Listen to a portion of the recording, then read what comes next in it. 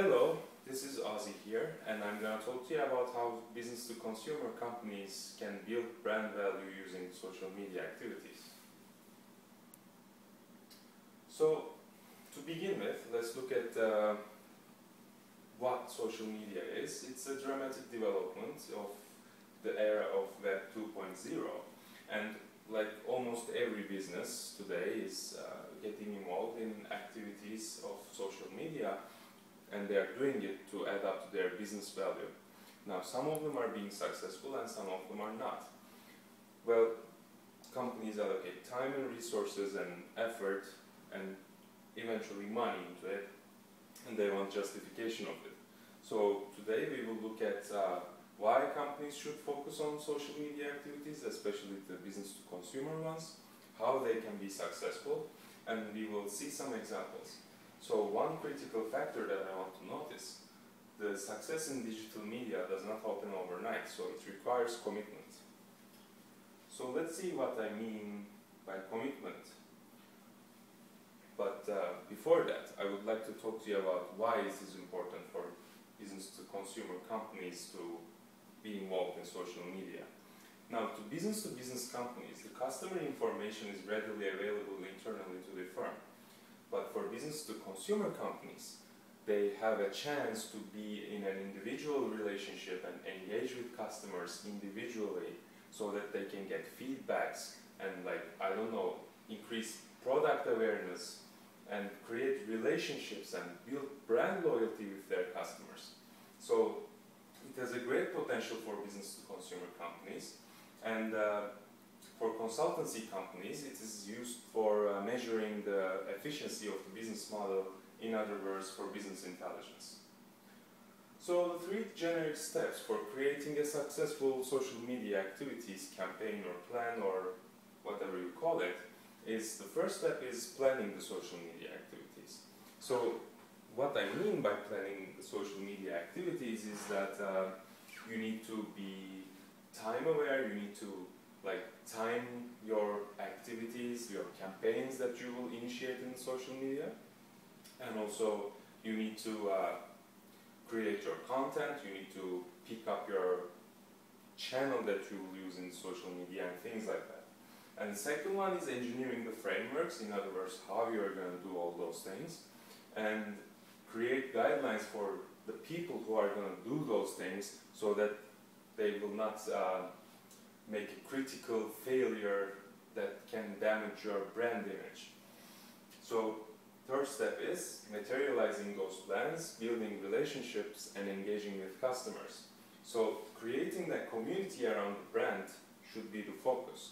And the reason why you are creating those guidelines for your employees is that if an employee, responds to a comment of let's say a consumer on somewhat bad behavior, that can spread like a viral.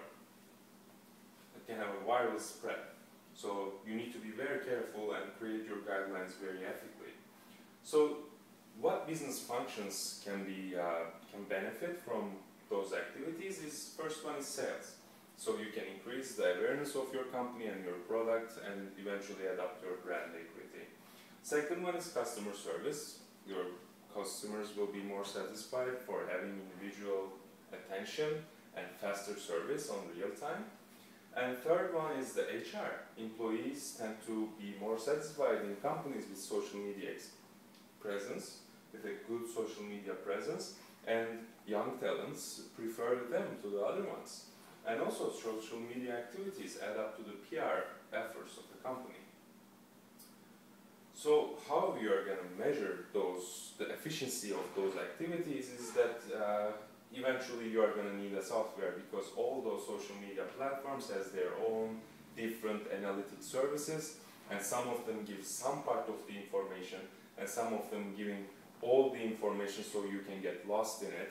So the best way to measure it is using a software that meets your expectations and needs.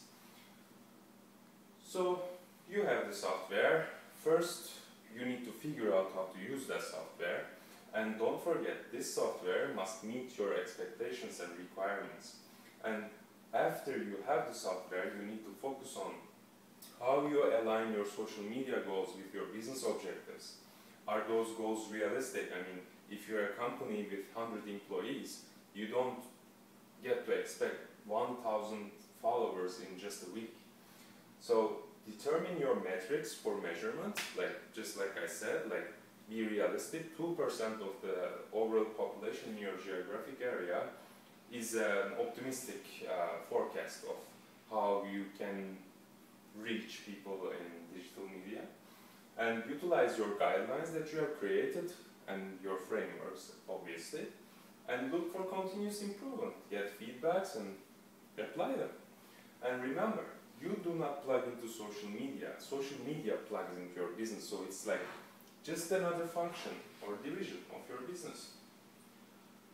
So, how to manage your brand in this digital age is a matter of communication, how well you communicate with your customers. So, denying the new paradigm is not really effective for you. So, the market space is now easier to enter for every brand, every new product, every new brand, every new initiative. But the brand lifespan has been shortened. So if you have a strong brand, you can utilize it successfully. And also focus on the long tail. Like when you first enter to social media or make a campaign or introduce a new product, you'll have a boom in social media. However, when your loyal customer comes is aftermath. The residual effect is what will present you the customer loyalty. And never forget, social media for the brands is, at the end of the day, all about word of mouth marketing. People are tweeting, they're blogging, they're sharing things, they're sending each other pictures, and they're expressing themselves using this channel. So it's a great tool to improve the efforts of your word of mouth marketing, because the 90% of purchase decisions depend on word of mouth marketing. So managing your brand in the age of social media is also a matter of ethics, because if you disrespect your customers or if you falsify your reviews or things like that in the social media, it will eventually get noticed and it will damage your brand. So you need to follow the first two steps I have mentioned previously by involving your customers and engaging with them. So involve your customers from the process of designing your product and after sales, and engage with them to create brand loyalty. And social listening is a great way to get insights from the customers and create brand advocates. So some examples of successful business to consumer social media activities is, first one is YouTube. YouTube is right now is a bigger search engine than American Online, Bing, Yahoo and Ask.com combined. Boston Consulting Group is using social media not only for engaging their customers, but also developing their business.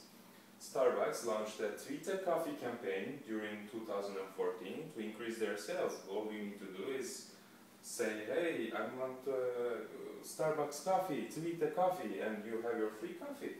And remember, 61% of global internet users are researching products online before their purchase.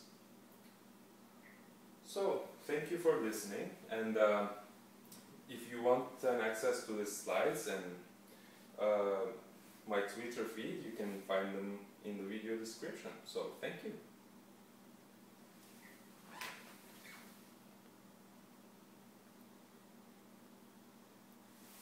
Okay, bye.